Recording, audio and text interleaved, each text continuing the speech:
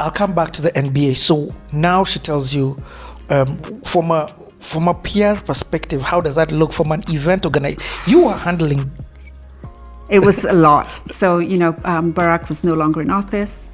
There was a Trump in office, security issues. Mm-hmm. It was just a lot. But, we were very lucky that everybody wanted to be part of that day. Everybody wanted to meet him. So we were able to get sponsors on board. But it was a logistical nightmare.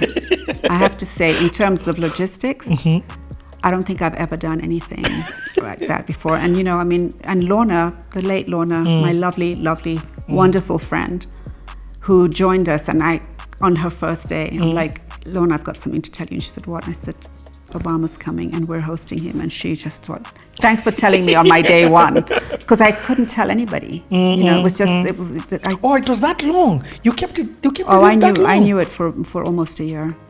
Whoa. Okay. But then the date was given like about 6 months before. Yeah. And the day he was coming just happened to be a day after my son's graduation in Southampton. So we were working like crazy to get there, make sure he graduated okay, got back in time for... No way. Yeah, it was a lot. It was a lot, but we did it, and I'm so proud of it. But he also made it easy. He was so easy to deal with. He was so... got off the plane, didn't want anything at the airport. Just like, I'm just coming as a son. I'm coming home. I'm not coming as a former president, And he made that very clear. Yep. That he was just coming to visit family, and we should ensure that it was just that's all it was. So none of the traditional dances. There was nothing. I mean, the airport. I think you guys were there. No, we were in. Oh, you were the other side. But you were there with just. That was just, and but there was when he landed. There was just a sense of me just getting very emotional because, here he was, Of course you had been speaking prior. The former president of the United States coming home to Kenya. It was a beautiful feeling. And he stood at the top of the stairs and he came in his usual running down and, obviously very well briefed, very professional, but very easy. Refused the presidential suite. Just said, no, I'm just here for a night, just the regular room. Like, what? There was just nothing, like no drama, like honestly, so easy. And also just the ability to make people feel totally comfortable. We had dinner with him that night and, he spent time talking to my daughter about literature. They had authors that they both, had read. There was a sense of him just fully engaged with whoever he was talking to at that point. It was really wonderful, and obviously spent time with my son, and they talked about basketball, and it was the night of the World Cup, and so yes. So Nathan was the guy to go check the scores and let him know how it was. It was just wonderful. It was really a family affair, and he made us feel very much part of that family. So, and after that, you've met him quite a lot of times, even after that. I mean, this is Obama. I know he wasn't president at the time, but he still had this aura about him. I think he always will. I don't think Barack and especially Obama being a Kenyan. Will, yeah, I think he will always. I mean, I think history will judge him as one of the true greats. Okay. Because of his sense of fairness, because of his sense of humility and the sense of grace that he brought to that office.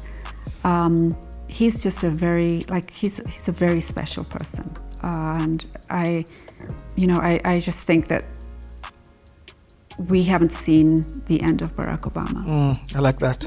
Because in terms of a worldview, I really do think that his voice will always be important. He will always be able to bring a sense of what is fair and what is just. And we will continue to respect that, and we will continue to look up to him. Both him and his family, they brought so much, just a sense of just calmness and just very normal, just a normal family. They're wonderful people. I've got to keep it moving, Gina, especially because I've got to respect your time. There's too much to go into, but I'd like to talk a little about Londra. I got to work a little bit with her over the period that she was there with you. I remember you talking about wanting to transition, and the next thing I know, you said, I've been looking, and I think I found the person. And then Londra joins, because we had just started working with you just before she joined. So my story with Lorna is an old one. When Lorna first got sick, many years ago, when she needed to have a kidney transplant, I was one of the Friends of Lorna group that was, that were contributing to her treatment. And I had her number saved on my phone as Lorna India. So I would call Lorna regularly to check up on her. So I've always known and loved her. From a long time ago. She came to see me like 2 or 3 years before she joined us to say she got this Eisenhower Fellowship for women in media. And she needed some advice, which I gave her. And she went off to the States, and I followed her progress there. She came back and updated me on what she had done. And I could see in her a sense of a very bright woman, a very intelligent, extremely intelligent person. But Lorna was not well, and I think there was a sense in which she felt that future employers would judge her because of her illness. And I saw beyond that in Lorna. I saw a person that could add so much value to clients. She added so much value to me as a person, because there would be times that Lorna was very sick, and she would show up no matter what. And I'd look at her and I'd be like, why are you here? And she'd say, because I needed to show up. And Lorna always showed up. So Lorna and I had a wonderful, wonderful time working together. We were very close, and her death is still a huge wound for me. It's going to take a long time for me to get over losing Lorna. Her and I were chatting. I was getting chocolates ready to send to her because that's what she wanted in the hospital. And then I just didn't hear from her again.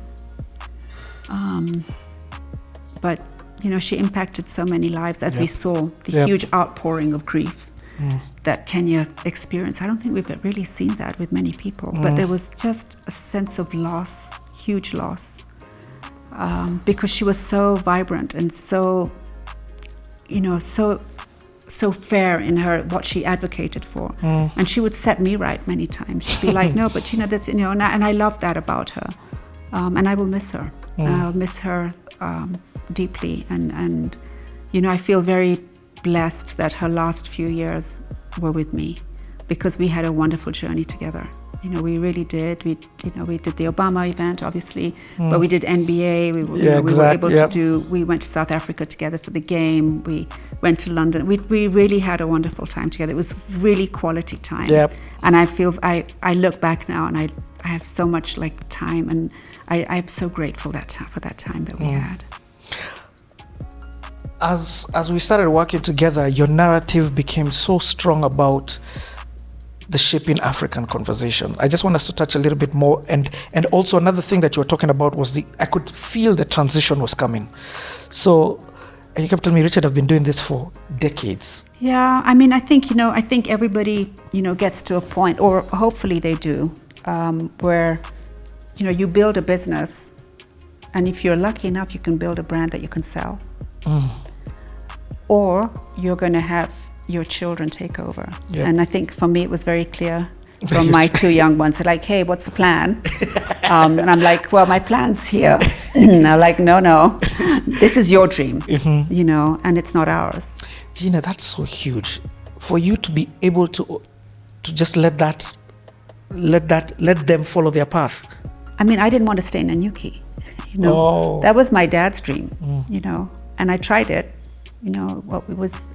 You can't live somebody else's dream. Okay. That's and my business was my dream, but my dream came true. And I couldn't expect my children to. They have their own dreams, and very valid ones as well. So, it was, and I realized that I actually couldn't. I did not want to carry on doing what I was doing, because I do feel strongly that I have a chapter 2, which will unfold. And I don't know what it is yet. How do you know when you get to that point where, okay, it's done? don't forget, we had done probably 80% of corporate Kenya. You know, we'd done a lot of work. So a lot of the work was repetitive work. You know, and when that happens and you're not challenged, then it's time to start thinking about, you know, creating space for other people. And I, you know, there's some very good PR people in Kenya. There's some very good young people that are coming up. I never wanted to stand in the way of those people. And because of the name and because of the size of the brand, it's possible that we could have. So I'm very proud that, you know, we built something that an international company wanted to buy. And it was a very long process. Did they approach you? Are they the ones who approached you? They are just called one day out of the blue. And just before, actually, we did the Obama event. So, you know, it was interesting. I'm like, hey, do you want to come? So they approached me, but the process was very long. You know, it was a very long due diligence process and quite punishing. But yeah, so I'm very pleased, you know, and very lucky. I mean, the transaction ended a couple of weeks before COVID hit. So, you know, in terms of God looking after me, there've been several times. Yep, he still is. He is. So, you know, and then of course, I mean, it's very difficult actually when you do transition, because you've built this brand. It's your baby. It's like dropping your child off to university, you know, and you have to leave, but you're never sure that they're going to be okay, you know. And I think that for me was the first year was spent that way. Like, are they, you know, how's it going to work? I missed my team. I missed having an office to go to every day. I missed the sense of family that my staff gave me. So did they maintain with your team, or yes. It's up to them? Yeah, no, they have my team. So it's just you are the only exit? Yeah, I'm the only exit. Oh, yeah. But I miss them. I mean, we're in touch regularly, and I stay on as an advisor to Edelman. Okay. So, you know, I still have my foot on the pedal in some ways. Yep. But, you know, I do believe in a chapter 2. I do believe that I will morph into something else. Was that hard, Gina, waking up and now you're not doing the same things that you're doing anymore? It's very hard. It's very hard to wake up and say, damn, so I've got a whole day ahead of me. You know, like, what am I going to do? Like, no meetings. Yeah. But you know what I've done in that time is that I've caught up with a lot of friends. Nice. That I honestly had neglected because I was so busy. And family. Yeah. You know, and I've spent really good quality time with them and rebonded, and it's just been wonderful. And just, you know, catching up with people and their journeys, because I think you get so engrossed in your own journey that you don't realize what journeys other people have been on. So for me, I've spent a lot of that time. I've spent time in my home. It's been wonderful. I mean, I never used to see this place. You know, I'd like leave in the morning and come back, and by the time I came back, the curtains were closed. It was night. You know, so I've spent time in my garden. I've redone my kitchen. I mean, they're just things that I've done. So it's nice it's just nice. And now I'm loving it. Now I'm loving this time. I'm doing a lot of writing. I remember there's a time you told me, Richard, I work so hard so that I can enjoy the things that I'm working hard doing. Exactly. And so when does that transition happen? I mean, mentally, I'm trying to think of somebody who, when do you agree, okay, fine, I'm wealthy, or I'm okay? I think for me, it's like once I knew my kids were educated, you know, and they're fine. You know, because I think that responsibility as parents, as you will know, is that constant. You want to be able to provide for them, and as soon as you know that your responsibility towards them is like basically done, and I get it. You know, they're earning, then you can say, okay, well, do I have to be doing this? You know, do I need to be spending 12, 13-hour days?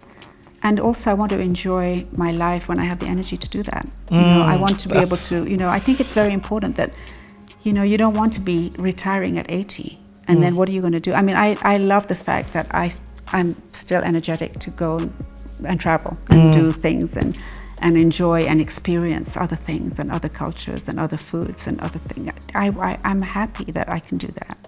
Okay. And it's something that I love doing, as you know. I love to travel. Yep. Okay, Gina, I've got to ask you about this one. You've mentioned Maasai, NBA. that's something that you became super passionate about. You've been 1 minute you're telling us you don't know about sports, the next thing you're telling us you're supporting like African I said, NBA. God has an incredible sense of humor, because I didn't know anything about sport. And then one day Nathan comes to me and he's